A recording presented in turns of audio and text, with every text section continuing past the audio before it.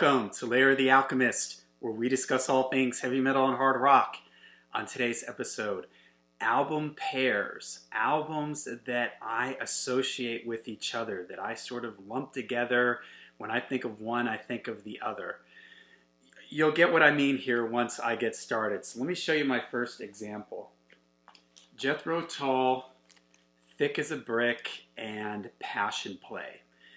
I associate these two albums with each other because they're both very similar in the sense that they're basically one long song on each. If you have this, they're broken up into, of course, sides on the album, and I know my CD version of Thick as a Brick has 2 tracks on it. I don't have a CD version of Passion Play, but they're both basically one long song, very progressive concept album, if you will. They came out right one after the other, and they're sonically very similar to each other. So whenever I think of Thick as a Brick, I think of Passion Play. If I'm listening to Passion Play, it makes me want to listen to Thick as a Brick. So, all right, there you go. So there's an example of kind of what I'm talking about here. Albums that you think of one, you think of another.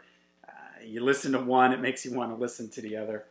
All right, next is Queen. A Night at the Opera and A Day at the Races. And maybe this is because the covers are basically very similar, exact same design, basically. The whole idea, A Night at the Opera, A Day at the Races. They're also, for me, sonically very similar to each other. I think they could have just made one of these a double album and it would have worked. You've got Bohemian Rhapsody on this. You've got Somebody to Love on here. They just sort of line up with each other for me, in my opinion. So that's why when I think of one, I always sort of think of the other. And Queen was always a band that changed their sound, like with every album in the early days. And but these two albums for me always seem to work together. I always think of them as a pair. Okay. Let's see what we got next. This one's an obvious one, why I would think this.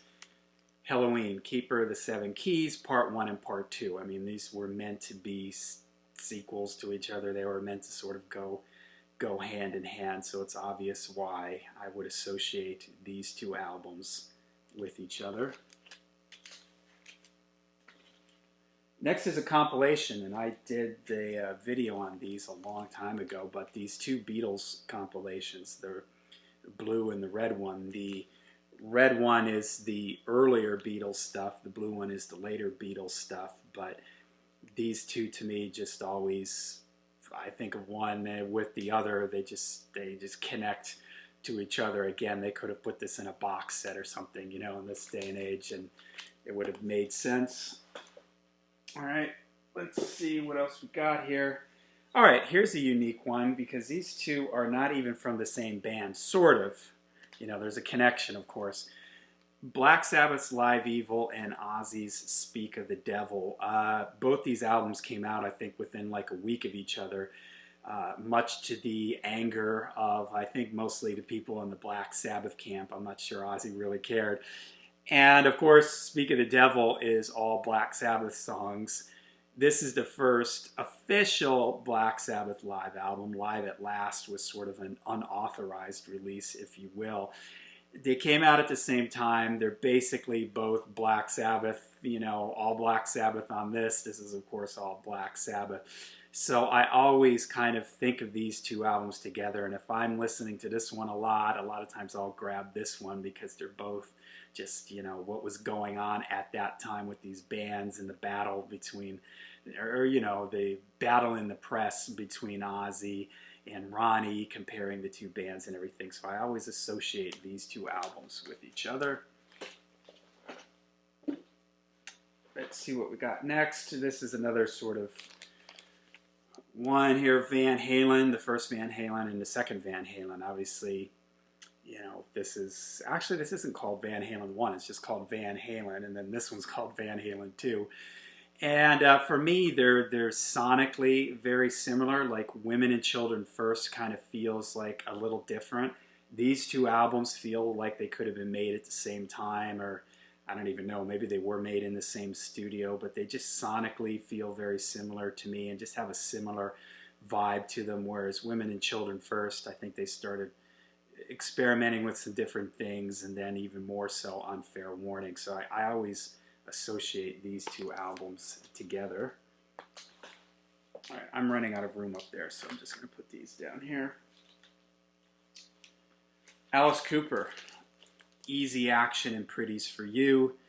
These are two albums that Alice hadn't quite, the Alice Cooper band hadn't, their sound hadn't quite come together. They were still sort of searching on these records. Frank Zappa was involved with these albums, put them out on his record label, and I just always think of these two records together because it was Alice, you know, not sure what he was doing. It's sort of weird, psychedelic at times, freak out, like Frank Zappa and the Mothers of Invention, freak out type stuff at times, and then by the next album, you know, the Alice Cooper band would, you know, start to sort of really become the Alice Cooper band that we know. But these two records, a lot of people don't even know these two records exist.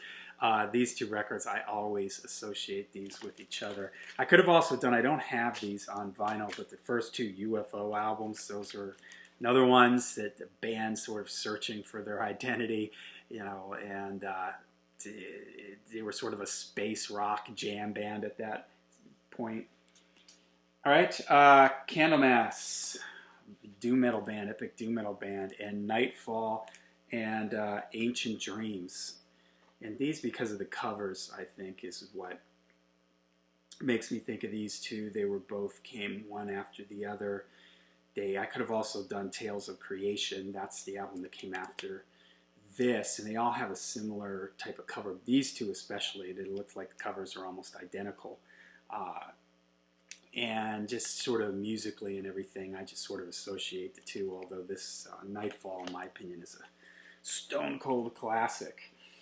All right, there you go. Those were all my picks. Albums that I associate with each other in my mind. I think of one, I think of the other for various reasons. Maybe it's the album covers, maybe it's sonically, or where the band was at that time, like the Alice Cooper band albums, or you know, whatever. So let me know in the comments down below. Are there albums that in your head you sort of, you think of one, you think of the other? I was also going to do a video on it, maybe I'll do this on another time, how in my mind I sort of break up the catalogs of certain bands, like Iron Maiden, for instance. The first two Diano albums, and then I sort of lump everything together till we get to Fear of the Dark and No Prayer for the Dying. Those two kind of have their own thing. Then there's the Blaze era, and then there's the Return of Bruce era. All right, let me know in the comments down below albums that you associate with each other, think of as a pair. Let me know in the comments down below. Make sure you head over to Spotify, look for my podcast on there, Lair, the Alchemist podcast. And until we see you again, make sure you stay heavy, stay metal.